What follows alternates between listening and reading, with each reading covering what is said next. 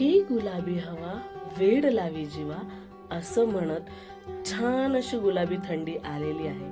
आणि थंडी म्हटलं की थंडीमध्ये येतात त्या हिरव्या गार वाटाण्याच्या शेंगा.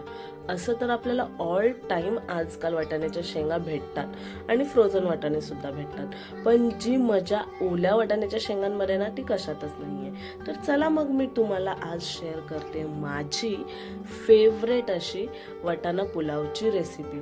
त्याच्यासाठी मी काय काय केलेलं आहे माहिती आहे का? आधी त्याच्यासाठी मी हिरवे वाटाणे स्वच्छ धुवून ते उकडून घेतलेले आहेत आणि त्याचा कलर हिरवागार राहण्यासाठी त्याच्यात थोडंसं मीठही ॲड केलेलं आहे.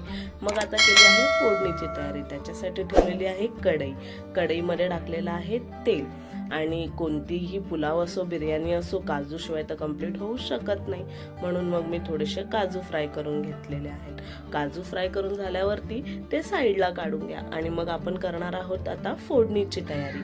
त्याच कढईमध्ये तेलामध्ये मी टाकलेले आहेत थोडेसे जिरे आणि टाकलेला आहे खडा मसाला. हे थोडेसे मिक्स झाले की आपण त्याच्यामध्ये ॲड करणार आहोत कांदा. लांब आणि बारीक चिरलेला कांदा आपण त्याच्यामध्ये ॲड करणार आहोत. तो थोडासा मिक्स करून घेणार आहोत. तो मिक्स करून झाला की त्याच्यामध्ये आपण आता ॲड करणार आहोत आलं आणि लसणाची पेस्ट. आलं आणि लसणाची पेस्ट ॲड केल्यानंतर आपण ह्याला इतपत परतून घ्यायचं आहे की त्याचा कच्चा स्मेल जो आहे तो सर्व गेला पाहिजे. आलं लसणीसोबत मी मिरच्या सुद्धा ॲड केलेल्या आहेत हिरव्या. आणि मग ह्यांचा एक कच्चा वास गेला आणि गुलाबी रंग येईपर्यंत आपल्याला त्याला परतायचं आहे. त्याच्यामध्ये मी टाकलेलं आहे थोडंसं हिंग. आणि मी तूप टाकायला विसरली होती म्हणून मी आत्ता तूप टाकलंय. ज्यांना कोणाला तुपातच आवडतं त्यांनी पूर्ण रेसिपी तुपात बनवली तरी काहीच प्रॉब्लेम नाहीये, किंवा मग भात उकडताना तूप टाकू शकता तुम्ही. आता मी ह्याच्यामध्ये अजून थोडेसे फ्लेवर्स आणण्यासाठी टाकलेले आहे धनेपूड, जिरेपूड आणि माझा फेवरेट आजीचा बिर्याणी मसाला. ह्याने कमाल टेस्ट येते. बाकीच्या मसाल्यांमध्ये सुद्धा मी ट्राय केले, पण आजीच्या पुलाव मसाल्यामध्ये खूप छान टेस्ट येते याला. ते सर्व मिक्स करून घेतल्यावरती आपला जो हिरो आहे वटाणा त्याला मी या मसाल्यामध्ये ॲड केलेला आहे आणि व्यवस्थित मिक्स करून घेतलेला आहे. बरं, आता मीठ जेव्हा तुम्ही ॲड करताय ना तेव्हा हे लक्षात ठेवा की तुम्ही भात उकडताना सुद्धा मीठ टाकलेलं आहे आणि वाटाणे उकडताना सुद्धा त्या हिशेबाने तुम्ही मीठ ॲड करा. आता मग मी ह्याच्यामध्ये घेतलेला आहे आपला भात.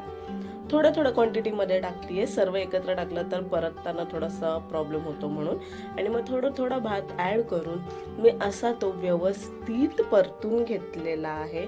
आणि खूप कमाल वास येतोय, सुगंध इतका छान येतोय. त्याच्यावरती मग मी भुरभुरली आहे ॲज युजल आपली कोथिंबीर. त्याच्याशिवाय तर कम्प्लीट होऊ शकत नाही.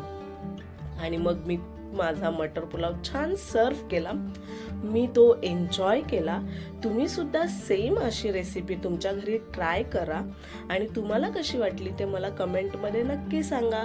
आणि तुम्हाला ही रेसिपी नक्की आवडेल ही माझी गॅरंटी आहे. सो आता तुम्ही हा व्हिडिओ एन्जॉय करा, रेसिपीला लाईक करा, शेअर करा, माझ्या चॅनलला सबस्क्राईब करा आणि हो कमेंटमध्ये नक्की सांगा की हा मटर पुलाव तुम्हाला कसा वाटला किंवा तुम्ही कोणत्या पद्धतीने तुमच्या किचनमध्ये बनवता. बाय.